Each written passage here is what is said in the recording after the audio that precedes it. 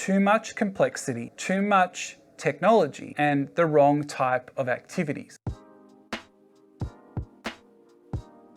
Hi, welcome to Teach Lab with Mr. Simons. I'm Mr. Simons, and what we're going to do in this video is talk about 3 mistakes that you should absolutely avoid when you are doing a demonstration lesson. They are too much complexity, too much technology, and the wrong type of activities. And that just know that these are mistakes that I have witnessed and maybe have also done in terms of the classroom in the context of demo lessons, and I don't want you to make them. So the first one is too much complexity. In terms of a demonstration lesson, you are going into a classroom where the students are unknown, the school is not your school, and you're kind of a little bit of an odd figure because you're not a teacher there, you're not a prac student, you are going there as part of the recruitment process. So given all these factors, the focus of your lesson should be as tight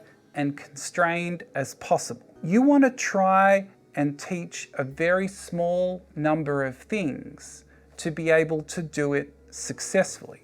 The way I was thinking about it is that with a demo lesson, you've got this one shot in the classroom to wow the people doing the recruitment.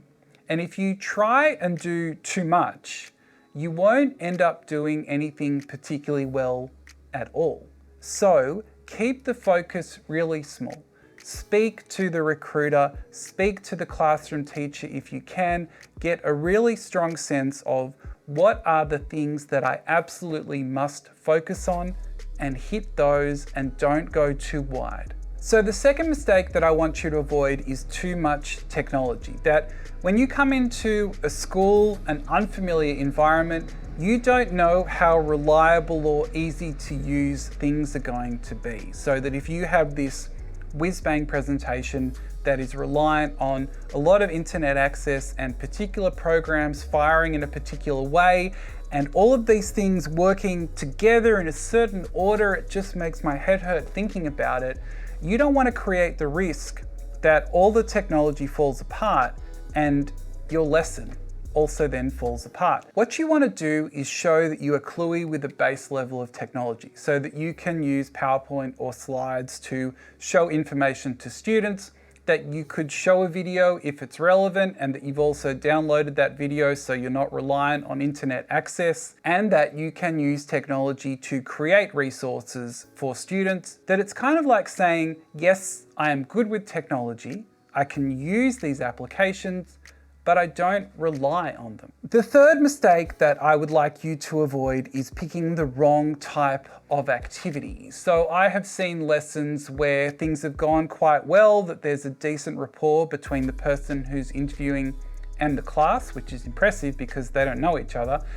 But then the choice of activity really sinks the lesson, that it can be very teacher-led, that students aren't really engaged, and sometimes there can be a bit of frustration between the teacher who's doing the demo lesson and the students, and that can be a red flag for people doing recruiting. Here are some of the things that you should avoid in terms of activities, in my opinion. Don't get students to read a whole article and then read and answer questions. It's not showing much to a teacher in the audience in terms of your abilities in the classroom. Don't ask a whole bunch of closed questions. So saying, is this the right answer? Do you think this is the correct answer? What word should go here? Think about the benefit of using more open-ended questions, getting students to think, and not playing a game of, can you guess the answer that's in my head? The other thing that you should avoid is group work. And what I mean by that is you're coming into a classroom and you don't know the dynamics, and you're going to put people in groups and they're going to argue with each other, or they're going to muck around, and that's going to destroy your demonstration lesson, this demo lesson, where you've got one shot to make a really good impression. What are the kind of activities that you should do instead? Well, if you are giving students something to think about or discuss, keep it short. An excerpt from an article, maybe 2 paragraphs, sometimes 1 is fine,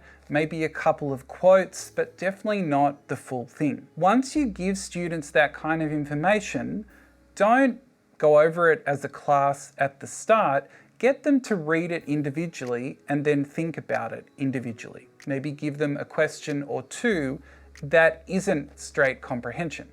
Then get them to turn to their partner and say, this is what I thought, what did you think? Let's put our answers together, and then come back as a class to say, okay, I gave you this stimulus, it was about this issue, this concept, what are the kind of things that we came up with? If you give students the chance to think about it individually and then in a pair, that is showing that you are giving students some time to think and process the information and then combine their ideas to create quite a rich classroom discussion. The 3 mistakes that I want you to avoid making in a demo lesson are too much complexity, too much technology, and the wrong types of activities. Avoid these to give yourself the best chance of presenting a really great lesson and putting yourself in the best position to get this job you're going for. I really appreciate you taking the time to watch this video, and I wish you all the best with your demo lessons. Thank you very much for watching.